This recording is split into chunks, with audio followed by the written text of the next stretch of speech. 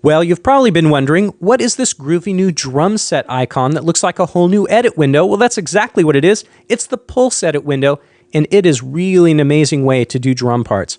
I've got a one measure loop set up, so I'm just going to click this button and dive right in. If you're familiar with the Tracks window, you're going to have a very easy time learning the Pulse Edit window because there are many similarities. The first thing I'm going to do is say Create New Drum Track. Now you can see I've added a line. I can name this track, I can select any instrument in my studio, any patch from this instrument, and many other things. And you can see that this line represents one drum sound. I'm going to move some of these columns around to make it a little more convenient. I'm going to choose the TR-808 kit. I'm going to choose what drum I want from that kit. I'm going to open up this velocity toggle, start my one measure looping, grab my magic drumstick tool, and paint in a bass drum part.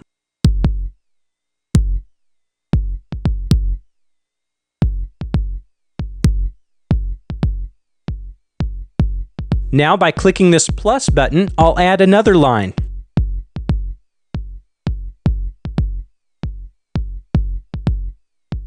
Now I'll select a closed hi-hat, open my velocity toggle, and paint in a closed hi-hat track.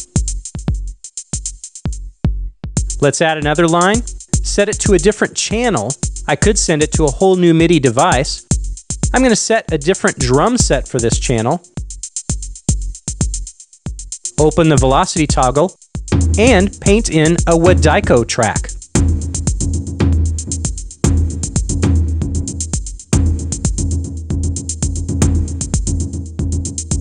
Let's add another line.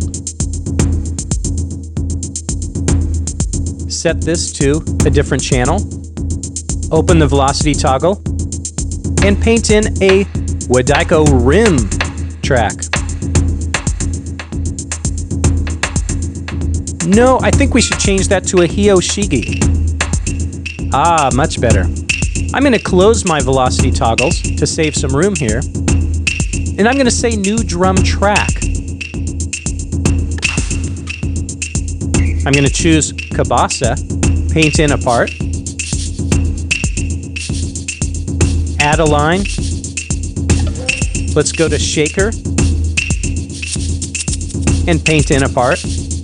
We can easily delete or add notes at any time with the magic drumstick.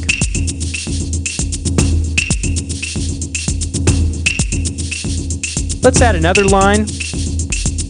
Let's say a tambourine, and I'm going to set up an eighth note grid and paint in a tambourine part.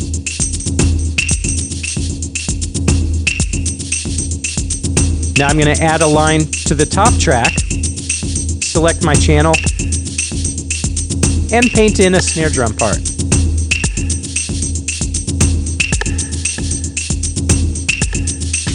No, I think a hand clap would be better. No, actually a 909 snare. Yes, that's it. We can solo each track independently. And things get really groovy when you consider that we can play quantize each track to a different value. I'm going to add a little swing to the first track here.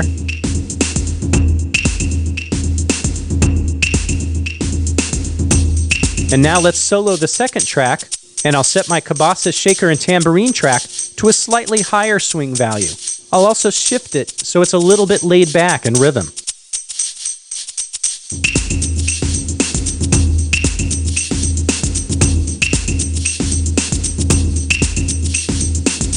Now I'm going to add another line to my top track,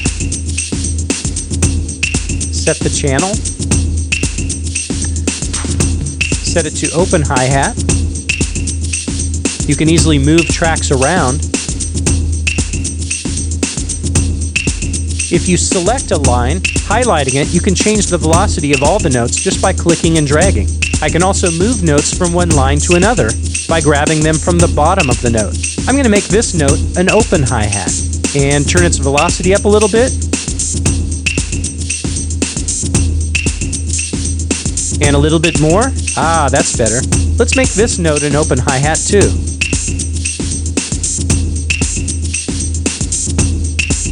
And now, if we exit the Pulse Edit window, we can see the two tracks we've created.